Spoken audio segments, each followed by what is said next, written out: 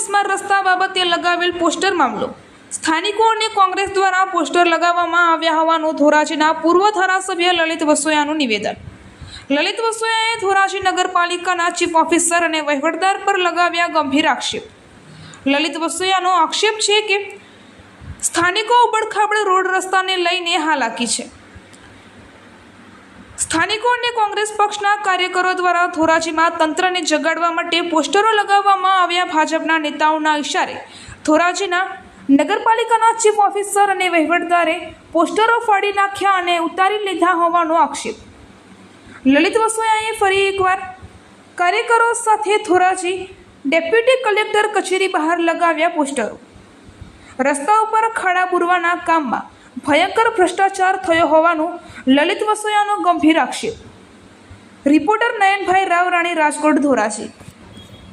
ધોરાજી નગરપાલિકા વિસ્તારની અંદર અતિવૃષ્ટિ અને વહીવટદારની બેદરકારીના કારણે ધોરાજીની શહેરની પ્રજા ખાડા ખબડાવાળા રસ્તાથી પરેશાન છે। ત્યારે કોંગ્રેસ પાર્ટીએ એમનો વિરોધ કરતા બેનરો ધોરાજી શહેરમાં ઠેર ઠેર લગાવ્યા છે। ત્યારે વહીવટદાર અને ચીફ ઓફિસર પોતાનો ભ્રષ્ટાચાર છુપાવવા માટે આવા બેનરો રોડ ઉપરથી ઉતરાવવાનો હીન પ્રયત્ન કર્યો છે। એને અમે સખત ભાષાની અંદર વખોડી છીએ અને સ્પષ્ટ આક્ષેપ સાથે કહું છું કે ધોરાજી શહેરની અંદર 8 લાખ રૂપિયાના ખર્ચે ખાડા પૂરવાનું બિલ નગરપાલિકામાં મૂકવામાં આવ્યું છે, પરંતુ એક પણ જગ્યાએ ધોરાજી શહેરની અંદર ખાડાઓ પૂર્યા નથી।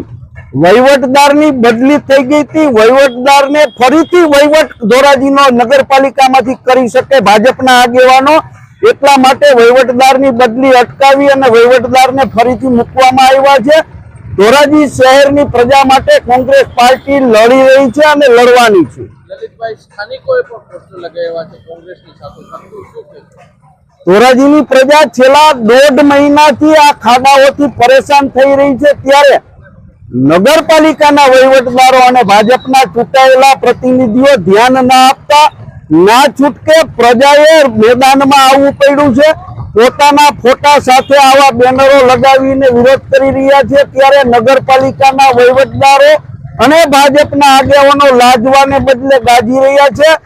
આ પ્રકરણ દબાવવા માટે ધોરાજીમાંથી બેનરો ઉતારવાનો પ્રયત્ન કર્યો છે। એ કોંગ્રેસ પાર્ટી સાખી નથી લેવાની।